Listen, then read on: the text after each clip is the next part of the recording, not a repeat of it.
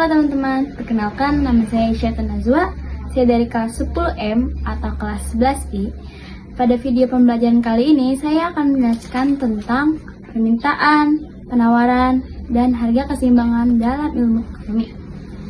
Jadi, yang pertama ada permintaan. Konsep permintaan atau demand dalam ekonomi merujuk pada jumlah barang atau jasa yang ingin dan mampu dibeli oleh konsumen pada tingkat harga, waktu, dan tempat terjadinya, yang disertai dengan kesediaan untuk membayar.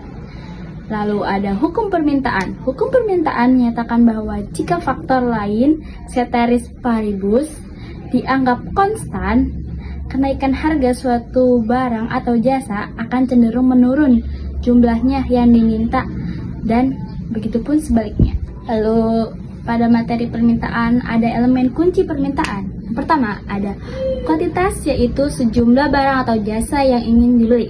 Yang kedua ada ketersediaan dan kemampuan membeli atau purchasing power, yaitu keinginan saja tidak cukup. Konsumen harus memiliki dana dan kemampuan finansial untuk membeli barang tersebut. Yang ketiga, ada tingkat harga dan waktu. Permintaan selalu terkait dengan harga tertentu dan periode waktu, misalkan per hari, per bulan, atau per tahun, dan seterusnya. Lalu di sini ada faktor-faktor yang mempengaruhi permintaan. Yang pertama yaitu pendapatan dan konsumen. Apa itu pendapatan dan konsumen? Pendapatan yang meningkat umumnya akan meningkatkan permintaan barang atau jasa. Yang kedua, barang pengganti atau pelengkap, yaitu perubahan harga barang lain yang memiliki hubungan atau pengganti atau pelengkap akan mempengaruhi permintaan suatu barang. Yang ketiga, ada selera dan preferensi, yaitu jika suatu produk sesuai dengan selera konsumen atau sedang menjadi tren, permintaannya.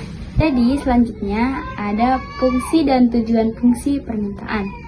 Yang pertama ada menganalisis hubungan harga dan permintaan, yaitu fungsi ini menunjukkan secara matematis bagaimana perubahan harga suatu barang mempengaruhi jumlah yang ingin dibeli oleh konsumen. Yang kedua ada menganalisis perilaku konsumen, yaitu digunakan untuk memahami referensi dan keputusan pembelian konsumen dalam menghadapi berbagai tingkat harga. Yang ketiga, ada memprediksi perubahan permintaan, yaitu dengan memahami pola hubungan ini, produsen dan ekonomi dapat memprediksi bahwa bagaimana perubahan harga akan berdampak pada volume penjualan. Lalu ada faktor-faktor yang mempengaruhi permintaan, yaitu ada harga barang itu sendiri.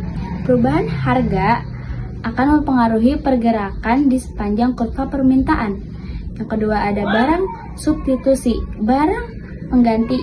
Jika harga barang substitusi naik, permintaan barang pengganti akan meningkat. Dan ada barang komplementer, yaitu barang pelengkap. Jika harga barang komplementer naik, permintaan barang pelengkap akan turun. Lalu yang ketiga ada pendapatan, yaitu pertama ada barang normal. Permintaan naik seiring kenaikan pendapatan. Yang kedua ada barang inferior, yaitu permintaan turun seiring kenaikan pendapatan. Yang keempat ada selera dan preferensi, yaitu peningkatan selera akan peningkatan permintaan. Yang kelima ada jumlah penduduk. Peningkatan jumlah penduduk akan meningkatkan permintaan. Yang keenam ada distribusi pendapatan, yaitu kesenjangan pendapatan yang besar dapat membatasi konsumen dan menurunkan permintaan. Lalu yang terakhir ada berdasarkan daya beli, permintaan dibagi menjadi 3 jenis, yaitu permintaan absolut, yaitu keinginan terhadap suatu barang tetapi belum disertai kemampuan untuk membelinya.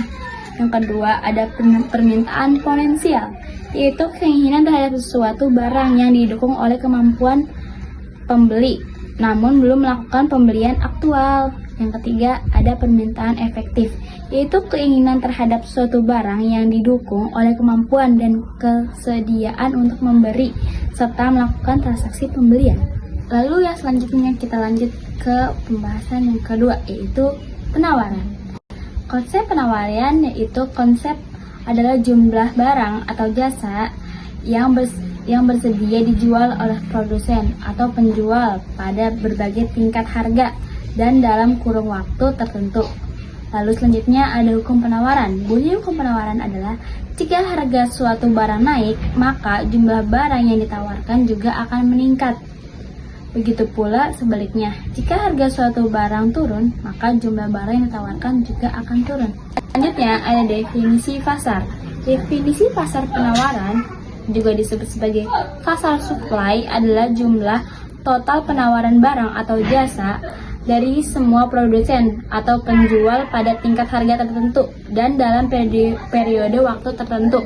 Pasar penawaran merupakan agregasi dari penawaran perorangan yang dilakukan oleh setiap penjual atau produsen individual. Di sini ada fungsi pasar. Yang pertama, distribusi. Pasar berfungsi sebagai sarana untuk mendistribusikan barang dari produsen ke konsumen sehingga memudahkan proses penyaluran barang. Yang kedua, ada pembentukan harga. Pasar adalah tempat interaksi antara penjual dan pembeli melalui proses tawar-menawar. Harga barang dan jasa akan terbentuk berdasarkan kesepakatan kedua belah pihak. Yang ketiga, ada promosi. Pasar juga menjadi tempat bagi produk untuk memperkenalkan produk baru kepada konsumen melalui berbagai strategi pemasaran. Lalu di sini ada faktor-faktor yang mempengaruhi penawaran. Yang pertama, yaitu harga barang itu sendiri. Perubahan harga barang mempengaruhi keputusan produsen untuk memproduksi dan menawarkan lebih banyak atau lebih sedikit. Yang kedua, ada biaya produksi.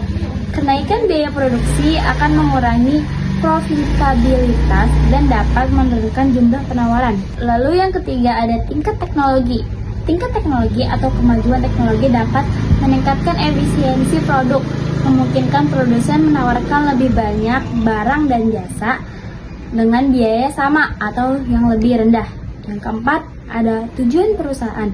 Kenaikan biaya produksi akan mengurangi profitabilitas dan dapat menurunkan jumlah penawaran. Yang terakhir, ada berdasarkan daya beli, penawaran dibagi menjadi 3, yaitu permintaan efektif. Apa itu permintaan efektif? Permintaan terhadap barang atau jasa yang disertai dengan kemampuan untuk membayar sehingga transaksi dapat terjadi. Yang kedua, ada permintaan potensial, yaitu permintaan terhadap barang atau jasa yang disertai dengan kemampuan membeli atau daya beli, namun transaksi belum terjadi karena mungkin masih dalam tahap rencana atau dalam pilihan barang lain. Lalu yang terakhir ada permintaan absolut. Permintaan terhadap barang atau jasa yang disertai dengan kemampuan membeli atau daya beli sehingga hanya sebatas angan-angan atau keinginan saja. Oke teman-teman, kita masuk ke materi yang terakhir, yaitu materi harga keseimbangan. Apa itu harga keseimbangan? Harga keseimbangan adalah harga yang disepakati oleh pembeli dan penjual melalui interaksi permintaan dan penawaran di pasar yang terjadi ketika jumlah barang yang diminta konsumen sama dengan jumlah barang yang ditawarkan produsen. Harga ini juga dikenal sebagai harga pasar atau harga equilibrium dan merupakan harga di mana tidak ada kelebihan penawaran atau permintaan. Lalu di sini ada tujuan pembelajaran. Yang pertama, ada menjelaskan pengertian pasar dan perannya dalam kegiatan ekonomi. Yang kedua, menganalisis pengaruh harga keseimbangan. Yang ketiga, menjelaskan proses terbentuknya harga keseimbangan di pasar. Selanjutnya di sini ada definisi pasar. Definisi pasar merupakan tempat di mana penjual dan pembeli berkumpul untuk melakukan transaksi jual beli barang atau jasa. Selain itu, pasar dapat dipahami dengan proses interaksi antara permintaan dan penawaran. Pasar tidak selalu harus berbentuk lokasi fisik, seperti pasar tradisional, swalayan, atau pasar digital seperti marketplace. Transaksi dapat dilakukan secara langsung, tatap muka, maupun secara tidak langsung, yaitu online. Sekarang ada fungsi harga keseimbangan. Yang pertama, menjembatani penjual dan pembeli, yaitu harga keseimbangan memastikan bahwa kedua belah pihak, baik penjual maupun pembeli, mendapatkan keuntungan dalam setiap transaksi. Lalu di sini ada memberi sinyal perubahan pasar, yaitu harga keseimbangan menunjukkan perubahan kebutuhan masyarakat dan mendorong pengusaha untuk berinovasi sesuai permintaan pasar. Yang ketiga ada menginformasi produsen, yaitu harga ini membantu produsen menentukan jenis barang yang akan diproduksi dan berapa jumlah yang harus diproduksi. Lalu di sini ada proses terjadinya harga keseimbangan. Yang pertama ada jika harga terlalu tinggi atau di atas keseimbangan, penawaran lebih kecil daripada permintaan, yaitu disebut surplus. Proses akan menurunnya harga akan barang yang bisa terjual. Yang kedua, jika harga terlalu rendah atau di bawah keseimbangan, permintaan lebih kecil dari penawaran, yaitu terjadi shortage. Konsumen bersaing membeli, harga naik hingga mencapai keseimbangan.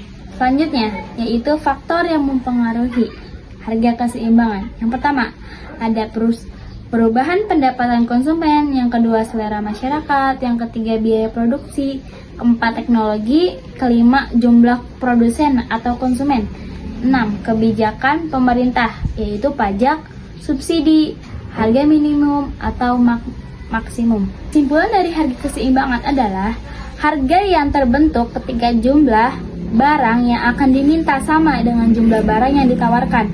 Pada titik ini tidak terjadi kelebihan permintaan maupun penawaran, sehingga pasar berada dalam kondisi seimbang.